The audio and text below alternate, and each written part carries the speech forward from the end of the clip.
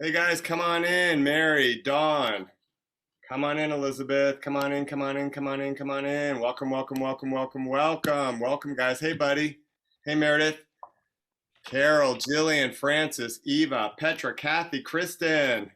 Welcome, welcome, welcome. Oh, we got some waivers happening now. I'm gonna give the parade wave. Oh, I love it. I love it. All right, guys, come on in, come on in. Welcome, welcome, welcome. My name is Jeff Howard. I am not Sarah Cooperman. Her son is giving his dissertation tonight. And so she is with him because she's worked very hard at it. And I think she spent a lot of money. So you're stuck with me tonight. But don't worry about me. I've got a great panel with me tonight, and I'm very, very excited about that.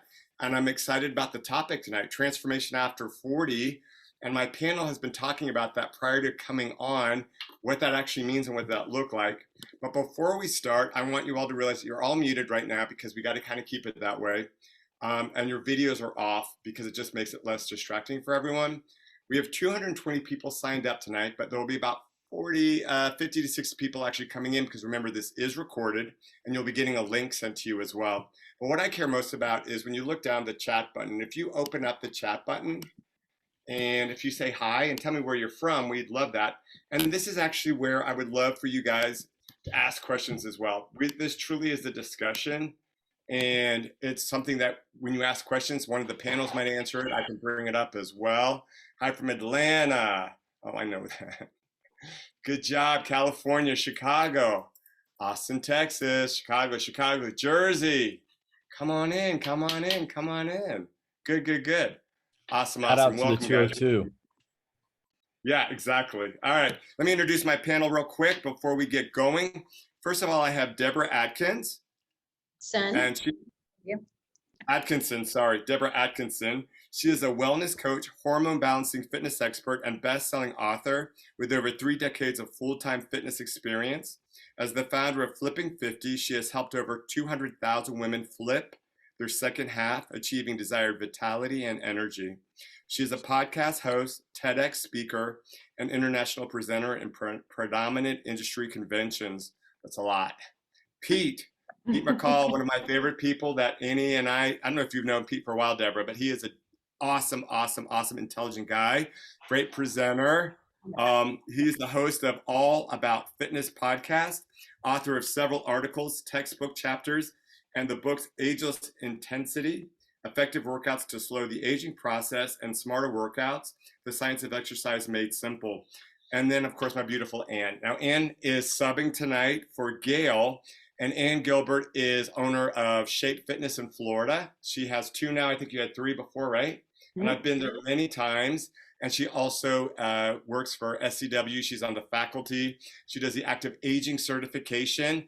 And she also does a lot of the choreography creating for WIM, Water in Motion, for active agers as well. So I don't know. With all these people, we have a plethora of knowledge going to be coming at you. And I'm excited about it. So let's just kind of dive in if that's okay. Before we start, we were talking sadly still about COVID and what's happening. And, you know, the mask mandate has happened now in Chicago again. I know that it's happened in Louisville, Kentucky. And Deborah actually put something up that was a kind of a nice thing to recover from COVID quickly. If you want to put it in the chat, it's something that if you do get diagnosed, it's a great little thing to refer back to. It's kind of what you can take besides sleep and rest and exercise. Put that in. And by the way, guys, also my panelists, put in there your books and anything else, they can get a hold of you if they need to. But let's go ahead and dive right into our first question, guys. We're talking about transformation after 40. Whether you're looking to gain strength, improve mobility, or just feel better in everyday tasks, remember it is never too late to start. Join our panel of experts and learn tricks and tips on how your clients to get in the best shape of their life after 40. And I guess the first question I want to ask is, am I too old at 40 to even start fitness? Are they too old? When they come to us, what do you tell them, Deborah? I tell them, hell no. If you think so, though, you might be. So every cell in your body is listening to every thought you have. So that's the first place to start. You're not going to change any inches below the shoulders if you don't change these 6. Perfect, perfect. And Pete? No, I mean, over 40, I mean, you can say 40 is the new 20. I think I've heard that 70 is the new 50. So you might as well put 40 as the new 20. And at 40, your physiology is still relatively young, and you can start over at any age. You can start over any day. To follow up on what Deborah said, you just have to have the mindset to do it, then follow through on it. Yeah. Perfect. And Annie? I just think it's a choice. It's a choice. I agree with everybody on the panel. It doesn't necessarily have to do with the chronological age, but a choice and then having a plan. Choice and plan. Perfect. So we've all had COVID happening. And so now people have kind of looked at themselves maybe in the mirror, and they were too busy with life and having kids and structure and whatever. And they took that time to realize maybe they realized that fitness is a key important part of this. So let's say that somebody maybe who has been at home and started walking and thinking, well, I need to get into fitness. How would you gear them into a fitness program if they've never really done that before, but they're open to it? Pete? It depends on where they are and depends on what their background was. I'd have a hard time thinking anybody over the age of 40 hadn't at least made some attempt at fitness or exercise at some point in their adult life. But I'm a huge fan of starting where people are at. And so starting with a walking program sets realistic expectations. I think one of the biggest mistakes, and I'd be interested, Deborah and Ann, in your perspective on this, but I think one of the biggest mistakes that people make is they try to set out with their goals too big. And then if they don't achieve them, if they don't see any progress in the first week or two, they stop, they quit. So I think setting a smaller goal, process goal of doing something like walking 15 minutes a day for 3 or 4 days a week is a achievable goal. And then once you start on that, you go from there, because it takes a long time to get out of shape, decondition, and gain weight. It really does. It takes a long time to be unhealthy. And so you have to set the perspective that it's going to take a while to get back to being healthy and achieving some sort of fitness level. I love that. Deborah, would you want to add to it? Yeah, I would agree with that. Although I do think we've got to remember people need immediate gratification, right? I mean, they have attention spans of guppies, 9 seconds, and then you're done. But we also want to let them know, I've had people start a 10-day challenge, and by day 4, they're already sleeping better with small changes, with, let's walk, let's change the time of day that you do certain exercises. Let's get you some mobility exercises so you feel better, you're moving more freely, and movement feels good. And I think if we can set them up that the scale is your evil enemy, that's not going to be your first win, but you may sleep better, you may have more energy, you may think more clearly, you're going to have fewer cravings. If we can set them up for these little things, breadcrumbs, like Hansel and Gretel, you're on the right path, you're going in the right direction, and get them to score that higher on their list of, oh, there we go, that's another sign. Do I have a suggestion with that? Because Jeff, you said our fictitious client has already started a walking program. So out of the gate, praise, right?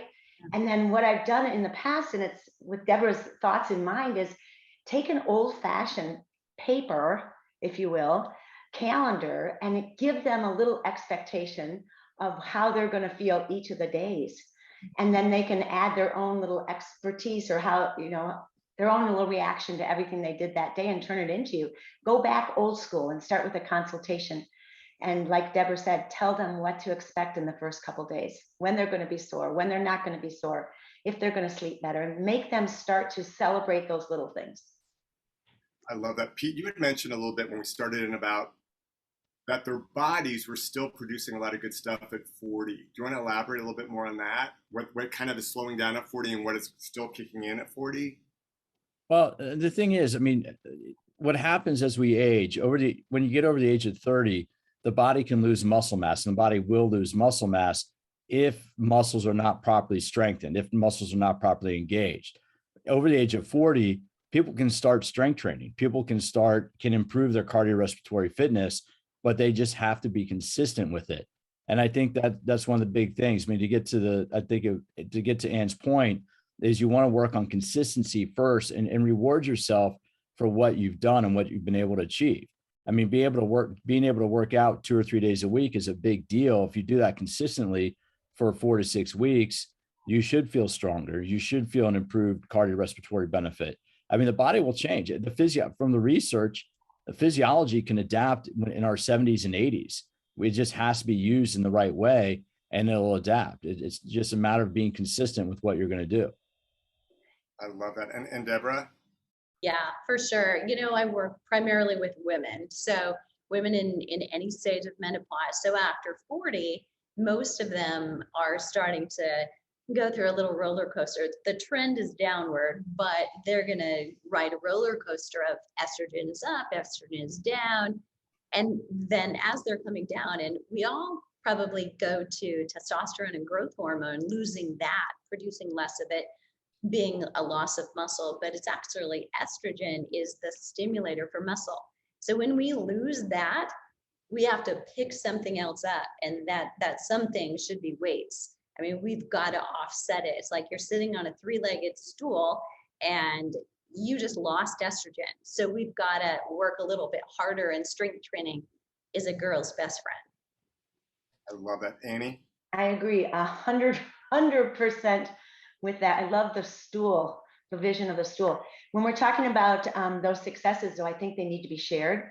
I also work with women. We have that in common, right, Deborah? And women love to share their success stories. So I think there needs to be a mode by which people share, whether it be with their private groups or with their social groups. But I think sharing those small gains is probably what would keep the woman that you're working with more consistent. Sharing. Well, real quick, if I can just double down on what Deborah said, and Deborah, I want to give you a big virtual hug, because I think that message is so important for any women of any age, but especially women over the ages of 40 and 50 and beyond. Is strength training is critical, and this is the generation that really was told. I mean, I had a conversation recently with Kathy Smith, who said in the 70s women were told not to strength train. We didn't know what we didn't know. We didn't know the benefits of strength training, but now, especially for growth hormone and for insulin-like growth factor, two very important hormones for helping grow muscle mass. And here's the thing, GH, growth hormone, helps metabolize and burn fat. And it helps improve collagen so your skin looks younger. That's really where, when you look at it, that's all. I mean, it's kind of like if you're of a certain age and you want to find that proverbial fountain of youth, go lift something heavy and you'll find it. Yeah, love it. And so how would you guys then, okay, so we have somebody, and so let's be honest with you, age of 40, they still have kids, they're manipulating life still, they're not done with the kid situation still. But so we're all saying do weights. I agree with everything you guys are saying. I think weights are so important. What size weights do we do? Because we've all seen, there's been different reports about only do a 3-pound hand weight if you're a woman, or maybe go to a 5. And so let's talk about, you have your regular person come and they're not going to do personal training. They might do a group X class, or they might do personal training. And I know everybody difference with their strength, but let's talk about a newbie. Once again, this is about transformation. Somebody coming in, maybe they've, been consistent like once or twice a week. What do you feel is a healthy weight for somebody, or what do you feel about all that? Heavy weight, more endurance training, what do you think, Annie? I think it's really important to see how they move first before you choose a weight load for them, and to really take time to assess how their body moves through space, and if they really have an understanding of stabilization and mobilization and all those types of things. But I think we need to stick to old school rules. Don't you guys think? We need to stick to old school, and there needs to be some type of muscle fatigue. Unfortunately, if someone's not been working out, they might not even recognize what they're supposed to be feeling. So I think there's that educational I'm big on consultations, but that time where you're actually empowering them to stay consistent, but teaching them what their body can do. I want you to tell me, Deborah, when I hire you, what my body can do, not necessarily what weight I can choose. Once I get through the conditioning phase and you can help me to assess how my body moves, then we can help and choose the right weight load. But I want to really, the women that I work with, to know how to feel what they're supposed to be working with in about 8 to 12 repetitions.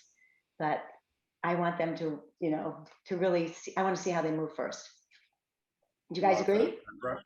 I agree. Yeah. Deborah, what do you add to it? Totally. I think, of course, I think we're right here preaching to the choir. We can't forget.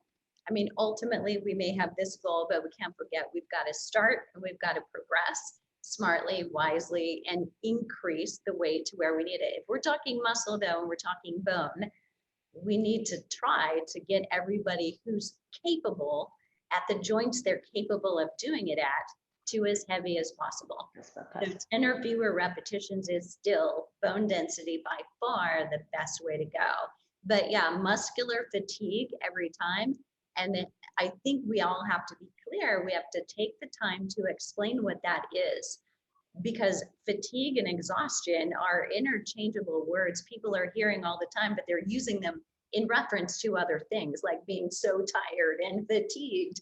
That muscular fatigue really needs a definition. And to all of us, it seems like, well, people should understand that.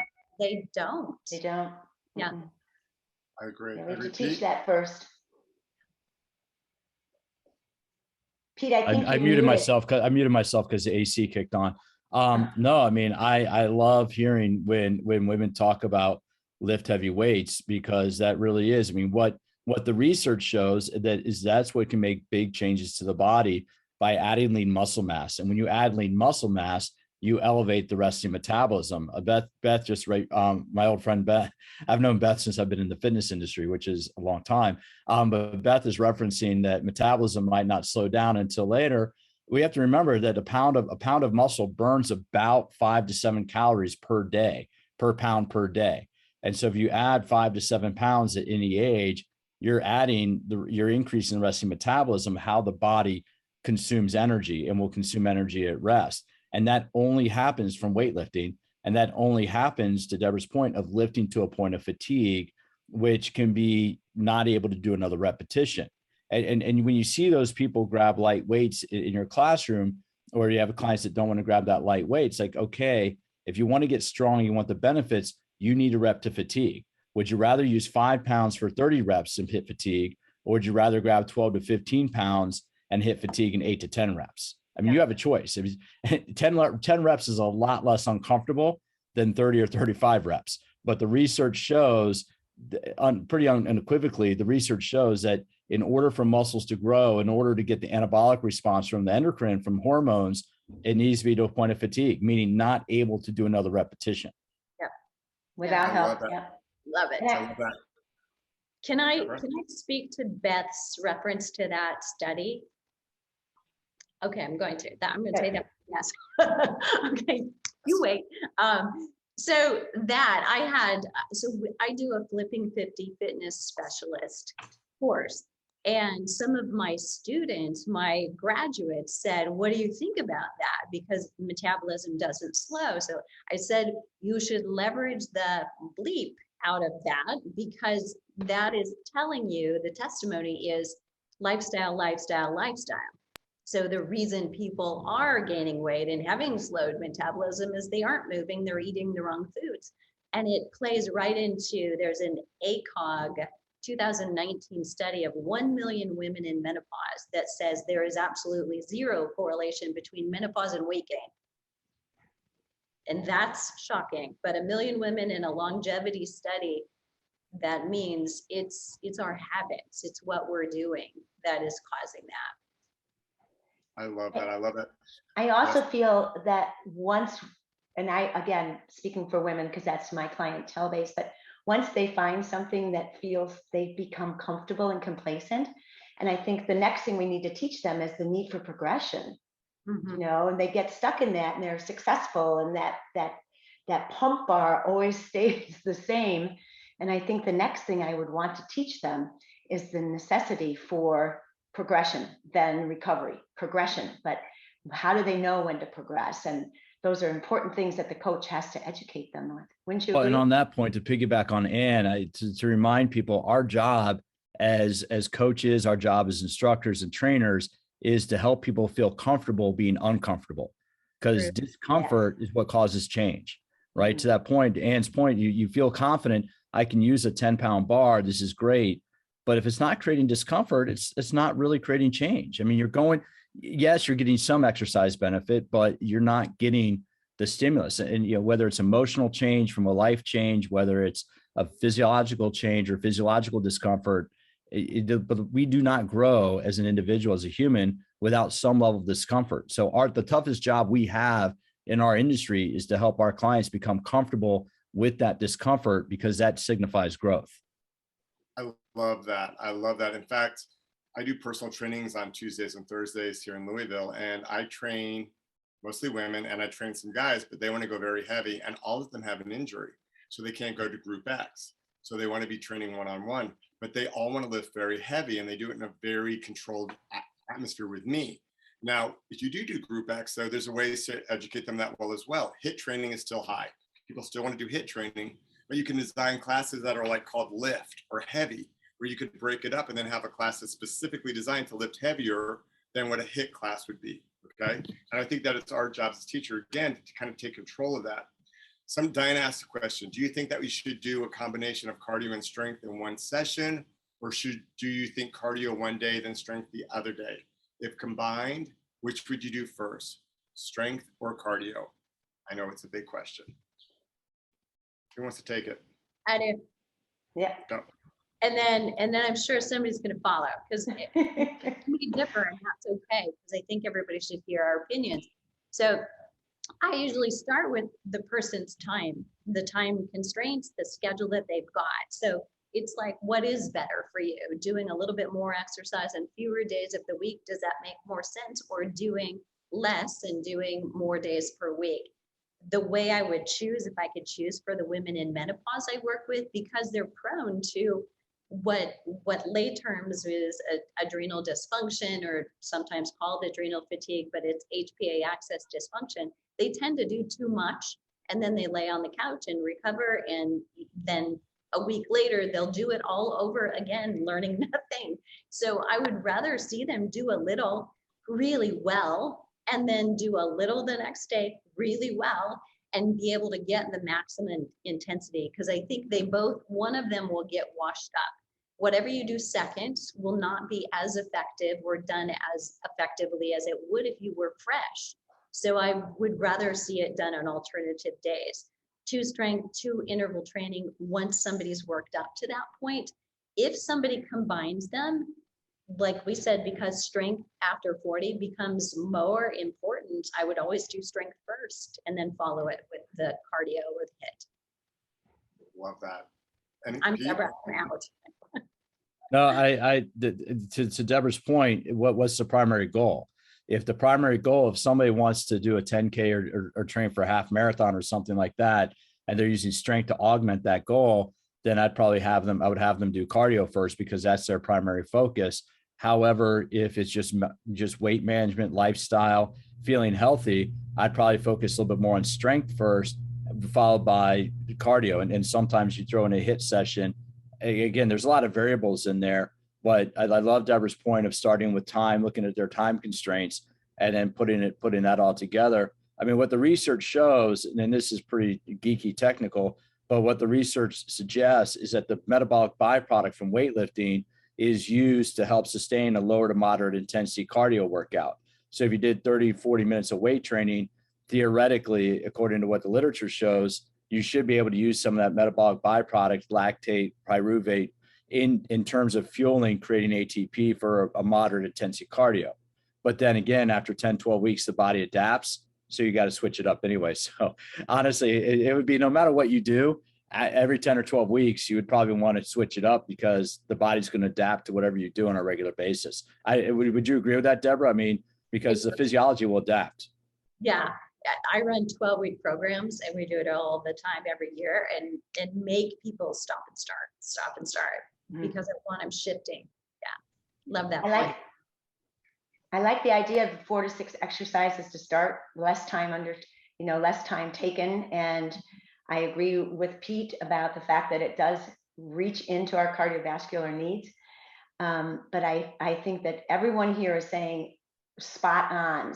Traditional strength training first. It uses the amount of fuel that we need, rest and recovery, progression, and go back to what's traditional. Go back to multi-component exercise. I don't think that the women that I work with need isolation exercise. I think they need multi-joint, multi-component exercise to the point of muscular fatigue, but they also have to be able to complete their activities of daily life, especially at 40 when they're chasing that 10 to 15-year-old and having to pick them up from school and take them to the next activity.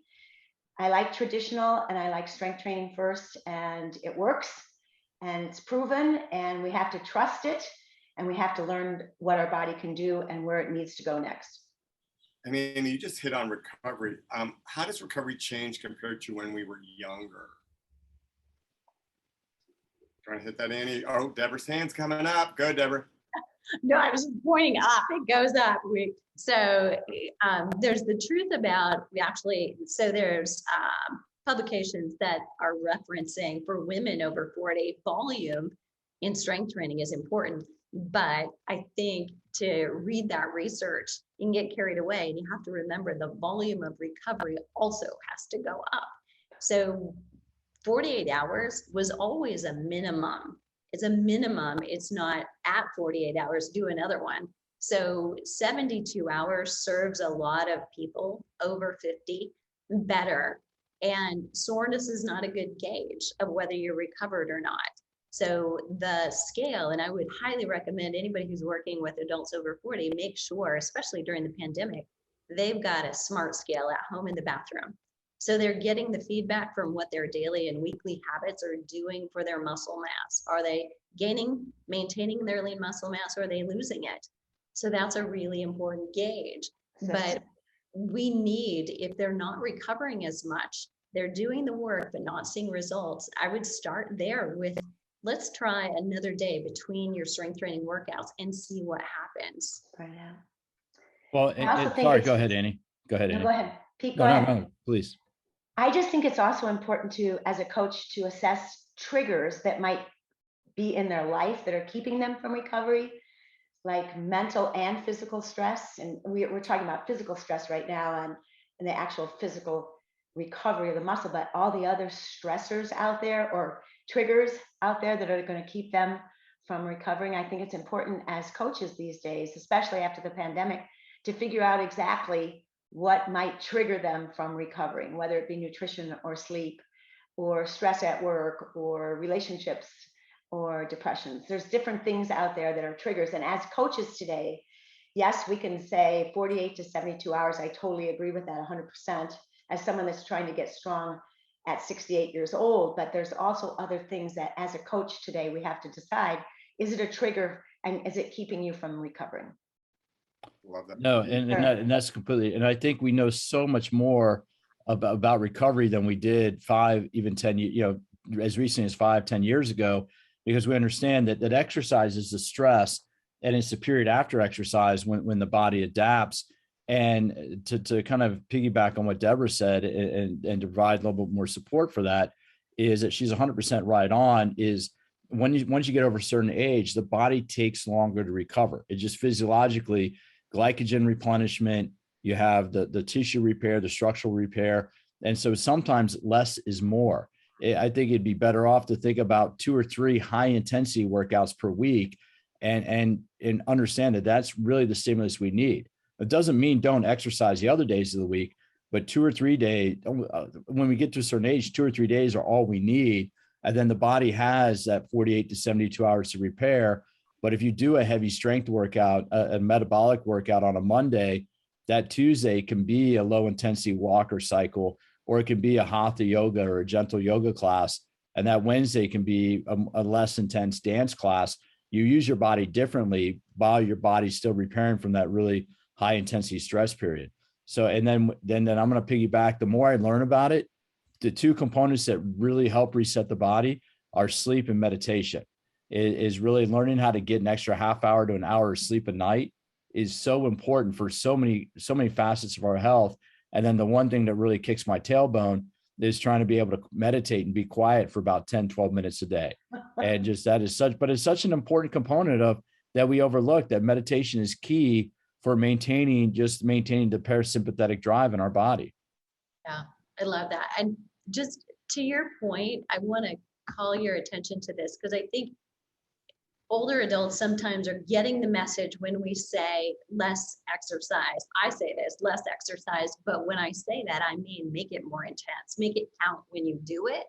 And I think sometimes they hear, well, you're slowing down, you don't need that. And that's the opposite of what we're saying. And we're also not saying you can't have the results that you want. We're saying you can, but it's just going to be a different path than you took 30 years ago to get there. So they need to clearly understand this is just the way you do it now as opposed to before, and you will be more fit because you take the recovery. Well, I love that. So now we're telling people that are 40, or 50, that they've got these kids, they've got this life. How do we have any tricks for a busy schedule? How they can make maybe going to bed a little bit earlier, or sticking to a fitness regime or a fitness program? Do you have any tricks that you like to give your clients, or that you like to say to help with anything like that? Annie? My clients that I'm coaching one-on-one or from this little virtual office back here on the floor, rather than in the location, they send me a text at the end of the day and they share with me what they've accomplished that day. They want a little bit of congratulatory message. They want a little bit of a celebration. So I have them text at the end of the day, and I can give them a short text back with some input as to what they can do better the next day. But it's really about, on a daily basis, being able to put out there what they've achieved that day. I love the daily text. It's a good strategy if you haven't used it before. Deborah? I'm going to answer indirectly this time. So one of the things that I tell busy people, especially busy women, is actually that busy schedule may save them from themselves.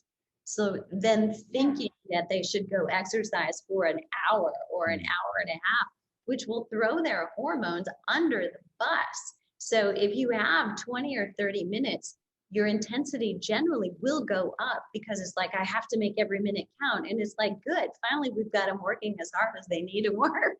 And so it's a blessing in disguise. And I would try to reinforce that and let them drop the guilt, because I think so many of them feel when they're busy that they're letting themselves down or they're failing in this area. And if they can feel like, oh my gosh, this is actually a good thing, I'm okay, I'm not doing it wrong, it lifts their spirits about the possibilities. Yeah, praise them for it. It's awesome. No, and as real quick, I want to speak to somebody who has a question about active recovery. And that's really where to follow on and build on this theme is, if you get after it and have a really good, hard, intense workout, you say you're doing strength training, you're doing barbell circuit training or machine circuit training, or I see Ann with a couple of kettlebells over her shoulder. If you're doing a good kettlebell complex where you're doing 3 or 4 exercises in a row with minimal rest, that is metabolic conditioning. That is cardiorespiratory training, because your heart rate's going up, your breathing rate's going up, and you're challenging the muscles to produce energy to maintain that workout. So that is kind of a cardio workout. And I look at, if you do a really hard workout one day, the next day, active recovery, all you're trying to do is elevate the heart rate a little bit, because then what you're doing is you're flushing the metabolic byproduct out of the muscles. You're allowing new oxygen and nutrients to come in and helping reset the system. So to that point, I love the idea of, if you have a really good workout one day, the next day, a long walk, a good 35 to 50 minute walk, of where you're going at a relatively steady rate. You're not going to be out of breath, but your breathing is going to be quicker than normal, and you're going to have a little bit of sweat. That's a perfect form of active recovery. Or again, I'm going to come back to that gentle yoga class or an easy bike ride. And I think we just need to get people feeling comfortable with, you know what, yes, some workouts are supposed to make you uncomfortable, but some workouts are not. I mean, sometimes, honestly, my favorite workout is to go for a good long walk or a good hike. And I live right near some hills in Carlsbad, listen to a podcast, and, am I crushing myself? No. But at the end of 45 to 60 minutes of walking at a steady pace, the feeling is great. And guess what you can do the next day? The next day you can get after it, because now you've kind of recharged your batteries with that lower intensity workout. Yeah. I love that. Some exercise is recovery and some exercise requires recovery. I love it. Somebody asked, do you suggest a 20-10 timing training or Tabata or intervals or steady state training for transformation? And I want to add, with change, you get change. I think that all of that is good. I think that all of it is good. And I think that changing it up is what you're going to get changed in the body. Does anybody like to elaborate or add on to that? Pete? No, I think it's just, I would say it depends. 6 weeks of Tabata intervals, I think would be great. And then guess what? The body's going to adapt. So then do 6 weeks of higher intensity steady state we're talking somewhat difficult for 20 or 30 minutes. I mean, the thing about exercise is there's no one way to do it. The only thing we know about exercise, and this is pretty consistent, is that a lack of exercise will kill you. I mean, other than that, I mean, if you don't exercise on a regular basis, you're taking years off your lifespan. And that just goes across the board. But when it comes to exercise, it all works. You just have to do something, and you have to do it consistently. And guess what? After 6 to 10 weeks, or Deborah, I love your 12-week program. After a period of time, 6 to 12 weeks, change it. Just change it up. Do something different and challenge the body to work differently. And if you do that, I mean, that's the schedule. That's the plan for long-term success. Yeah. Anybody else? I agree 100%. And I think all of those different suggestions in the chat are part of periodization. And when the body gets used to it and you're complacent and you're quitting, find something that you like and keep going. But it's really goal specific. It's really goal specific. Tabata is goal specific. Strength training, traditional strength training is goal specific. But can we talk about warding off disease? I think that's so important. The fear of being, or the onset disease as you age, and the importance of really understanding that this is really about wellness now and not necessarily about physique. And the physique is enhanced when it's all consistent, but the importance of warding off disease, staying strong, I think that's something we need to all get down and get dirty about.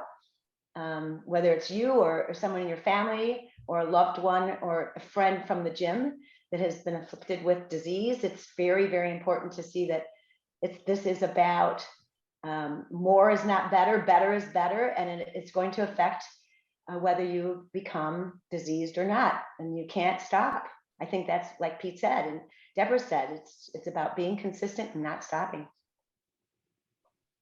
Love that. Deborah? Yep. I would really just echo what both Pete and Ann said. In looking at the question, I'm not sure what your complete intention was, but I would just look at that and say there's nothing magical about any of it. It all does work. And maybe it's not 20-10 for a beginner, maybe it's 20 and 40, right? So that it's shorter work and longer recovery. And we don't forget that we start there, and then we can do the one-on-one, and then we get to more work and less recovery eventually, but it may take a while. So there's something right for everyone for the moment that they're in. I love that. And I think before we even started, it was interesting. Anne thought, the term transformation was very, I think when people become more mature, 40, 50, that maybe it's not about the physique of it, but more about how they feel. And I especially think with everything that's just happened the last year, people definitely are more in tune with wellness and feeling better and what they need their bodies to do long term. I think they're a lot more aware of it. And so transformation, I think, can mean many things, and it depends on what the client needs. But I think that we all on this panel, and I think everybody listening knows that transformation with wellness is kind of going to help with everything that goes along with it. But I've also had a lot of clients that said, I'm past the age of, I can't do that because I'm 45 or 50. I can't look that way anymore. And I have a lot of clients that are 55 and 60, a lot of strong women that look as beautiful as my 20-year-olds because they've done the work. And for them, they want to look strong. It's not about being thin anymore. They want to look strong. Deborah, you work with a lot of women. Yeah, and that is exactly it. And I think I will tell a very short story about my mother. All right. So to Ann's point, I have a little hard time because sometimes it is still about appearance. My mother was 87, and long before that, I had decided this is not working when I nag them, so I'm stopping. I'm done. I'll wait till they come to me. But at 87, she said, well, I was home for a weekend. She said, if you have some time this weekend, could you show me some exercises for this? And of course, she's patting her belly, her lower abdomen. And I'm like, oh my God, it never ends, right? And I'm thinking the woman has high cholesterol, high blood pressure, she's broken a hip, but she wants to work on that. I'm like, yep, we can, absolutely, because I don't care, because it's a 2-for-1, right? We do that, we get this. So it may not ever end. What gets us off the couch may, in fact, always be we want to look better, or we don't want to look bad. I don't know which one it is. That may never go away. And yet there is that shift from, I don't want to be skinny, I want to feel strong. The words that are the biggest praise and that I hear the most often are, I started to lose weight. I started because I wanted to lose weight, but I found myself. And so I think this year we have to look at wellness being also a part of the depression and anxiety that people have gone through, and how much the exercise can offset that and not negate it. It's interesting. I'm Perfect. going to share an observation. I love that, because when you think about that older generation, and my mother's in that age range too, and trying to keep her active is always fun. But what occurred to me recently with the Olympics is, back in the year 2000 during the Olympics, if you think, and I'm just thinking about the 2000 Olympics because I was paying attention to the weightlifting, the Olympic weightlifting. 20 years ago, no commercial gyms had Olympic weightlifting platforms. No commercial gyms had field turf areas. No commercial gyms had like these training rigs and these jungle gyms in them. Now in the year 2021, you can't go into a commercial big box gym without at least one Olympic lifting platform.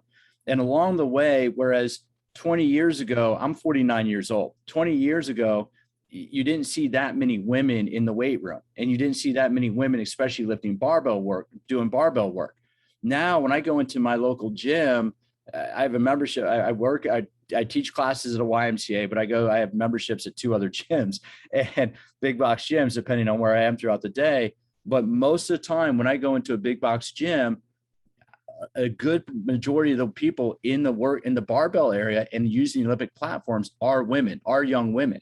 And if you think about, the progression has been that in the last 20 years, you've seen that adaptation and that acceptance of being strong. And I think it's such a huge shift. And so my challenge would be to women that are my age or a little bit older, is look at the younger women for inspiration. Look at how they look at, especially if you have younger trainers in your area, get to know them and learn from them, because some of these women have gone through strength and conditioning programs in high school and colleges and know how to do the technical lifts. And it really is. I mean, it blew me away when I was at a local gym, and it was like literally half the people in the barbell area were young women, and they weren't doing light weights. They were getting after it, and it was pretty impressive. And then we've seen this huge shift in our industry, and I think we need to encourage people that are maybe a little bit more mature, a little bit older, that they too can take advantage of the benefits of that. Love it. Annie? I just love the idea that Deborah said that her client was not interested in being thin anymore, what the scale said, but the empowerment that she got from lifting. And I think that some of the excuses, I see something in the chat about people that have excuses. I think it's also our job as coaches to find something that does makes it fun. There needs to still be that fun factor. And whether it be switching in your periodization or not, I think sometimes the excuse is they've not been exposed to something that's empowering, and they still have that unhealthy relationship with the scale and thinking that the scale is fitness. So I think what you're seeing, Pete, in the clubs is that they found their fun factor, and that's what's going to keep them successful. And I think that when people say, how do you work with consistency? I don't think we found that person has found what's fun for them or empowering. And I think that also, if you list, like for me, I make people pay up front like a 10-pack. I make them invest in themselves up front, because for some reason, once they've invested in themselves, you'd be surprised how they will show up, because they don't want to be out of the money. I mean, if you have them pay upon their visit, then they will definitely do it. I do it. I know and if you give it to me for free, I will book an appointment and probably cancel. I'll be honest with you. So I think it's just the mentality, because life gets in its way. I can find, I mean, everybody on this panel, I'm sure we all can find excuses of to not do something, but make them be committed to something. And by that, we've also text messaging, but also because of what's just happened, I feel we have to be a little bit more also sympathetic. Like, it's because they're going through a lot. There's a lot of depression right now. And a lot of our members have been put on medication very rapidly through all the COVID stuff. So we have to be aware of all that. But guess what? We are out of time. But before we leave, I want everybody to say one good sending thing for what they feel they should do with our clients that are a little bit more mature. What would you tell them, Deborah? A little bit of advice. Get them into strength training, and I'll piggyback off of something that was just said about using younger women as inspiration, but I'd also pivot that to inspire your midlife and older women to get active. I operate on the mission statement that there's no more powerful influencer in the world than a midlife woman. 3 generations are looking at her, 3. And so if we can leverage that to get her to be selfish, taking self-care, then we can really change the world. Love that. Pete? Well, I think it's important to remember that now we're looking at a population of people. This is the first time in history that people in their 50s and 60s have been exercising throughout their lifespan. I mean, if you're 60, 65 years old and you've had a health club membership going back to the 80s, we don't have a lot of data on the long-term benefits of exercise. We don't. When they do the research on older adults, most of that research is on deconditioned or people who don't exercise. And lo and behold, 6 to 10 weeks of exercise creates a big difference in their body. But there really is a scarcity of research about people in their 60s and beyond who've exercised their entire lifespan. So when you're working with that population, it's really important to, and I know there's a little bit off topics, we're talking about transformation, but I want to put the message out there that if you're working with people in their 50s, 60s, and 70s, and they've been exercising for a period of time, they can work with intensity. You can make them out of breath. You can cause fatigue. It's not where you start. You don't take somebody brand new in their 60s or 70s and start there, by no means. But if somebody has 30 or 40 years of exercise experience and consistency, by all means, we got to kind of be comfortable pushing them to that discomfort. And I want to point that out there, because we really are, if for those of us that are at this age and make exercise a priority, we really are changing how the human body, what we know about the human body by doing things that 20 years ago, we didn't think people in their 50s and 60s could do. So keep doing it. Love it. Annie, tie it up in a bow. I know, right? I am your client, you guys. You've been talking about me the entire session. But I think what was brilliant tonight was the fact that we can, we will, and we should. We really can. We can do it. Thank you for that, Pete. We should, and we need it. And I think that if you get that message out, I think the rest will come. Empower these people to do more than they ever thought they could do, and step out of the comfort zone. That was the message of the day. Step out of the comfort zone. Thank you, guys. Well, I want to thank my panel, and I want to thank you guys giving us your time tonight. This will be sent to you in a link. I learned so much from these brilliant people on the panel. I've written down notes. I hope you have as well. And have a good night, guys. Take care. Everybody stay safe. Stay safe. Thank you.